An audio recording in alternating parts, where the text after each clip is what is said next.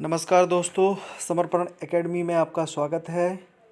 और इसी श्रृंखला में आगे बढ़ते हुए आज हम साइंस के कुछ और महत्वपूर्ण टॉपिक्स के बारे में चर्चा करते हैं। इसके पहले कि मैं आगे चर्चा करूं, आप सब लोगों से मेरा रिक्वेस्ट है कि आप मेरे इस चैनल को सब्सक्राइब करें और बेल आइकन दबाएं, जिससे कि मेरे जो वीडियोज़ हैं वो आपको मिलते रहें। तो चलिए आगे बढ़ते हैं।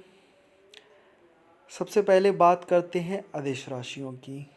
अदिश राशियाँ कौन सी राशियाँ होती हैं? अदिश राशियाँ वे राशियाँ होती हैं जिनमें परिमाण होता है, यानी उनकी कुछ न कुछ वैल्यू तो होती है, परंतु उनमें दिशा नहीं होती है। ऐसी राशियाँ जिनमें दिशा नहीं होती है उनको हम अदिश राशियाँ कहते हैं।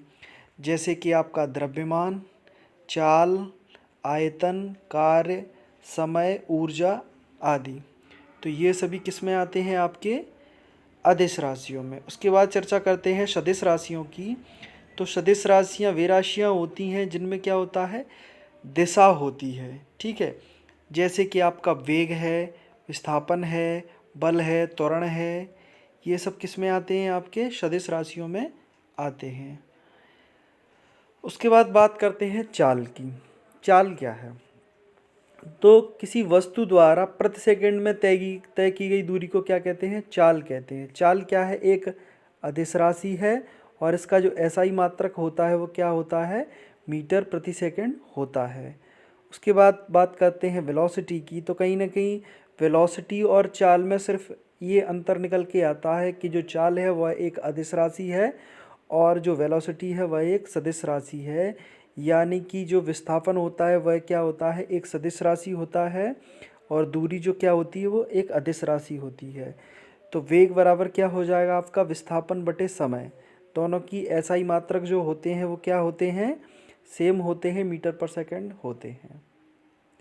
उसके बाद बात करते हैं त्वरण की। तो किसी वस्तु के वेग में परिवर्तन की दर को क्या कहते हैं? उसका त्वरण कहा जाता है। ठीक है, यह एक कैसी राशि है? सदिश राशि है और इसका जो एसआई मात्रक है वो मीटर प्रति सेकंड स्क्वायर है।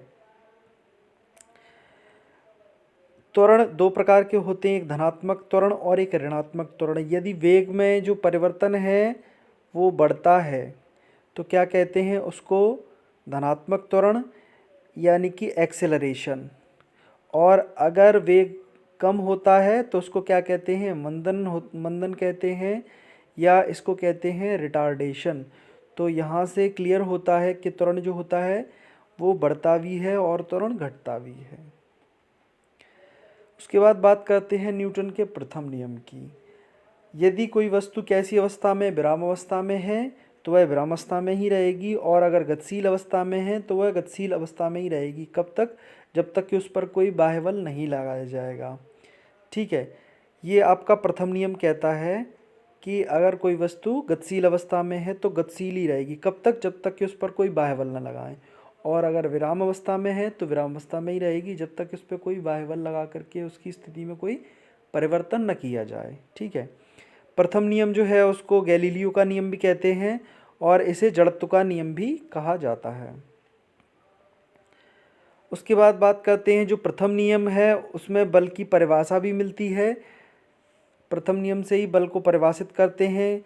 क्या होता है कि बल एक बाह्य कारक होता है जो कि किसी वस्तु की प्रारंभिक अवस्था में परिवर्तन कर देता है या करने की चेष्टा करता है या प्रयत्न करता है, तो उसे क्या कहते हैं? बल कहते हैं। बल क्या है? एक सदिश राशि है और इसका जो एसआई मात्रक है वो क्या है? न्यूटन है।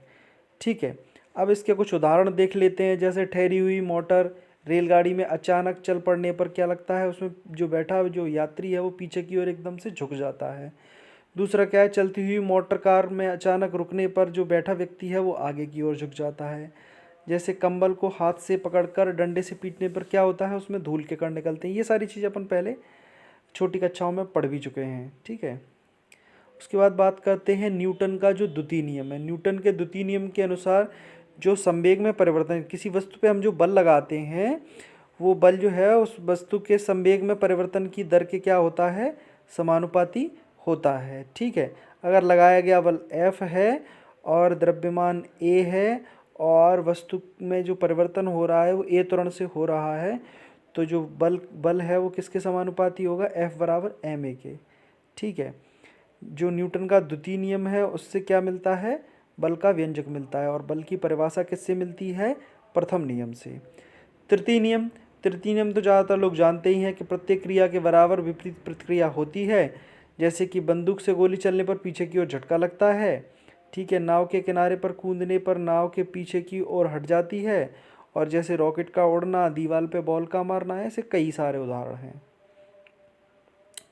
बात करते हैं अविकेंद्री बल की, तो अविकेंद्री बल को सेंट्रीपिटल फोर्स कहा जाता है, और ये कैसा फोर्स है कि जब कोई वस्तु किसी वृत्ताकार मार्ग में चलती है तो उसके केंद्र की ओर एक बल कार्य करता है, जो केंद्र की ओर बल कार्य करता है उसी बल को हम क्या कहते हैं, अविकेंद्री बल।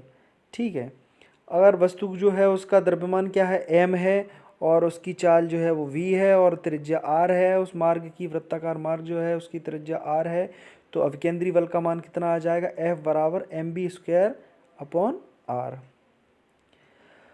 और ऐसे ही एक आभासी बल होता है, और आभासी बल कहें या इसको जड़त्वीय बल कहें, तो ये एक बल होता है जो ठीक किसके विपरीत कार्य करता है, अविकेंद्री बल के विपरीत कार्य करता है।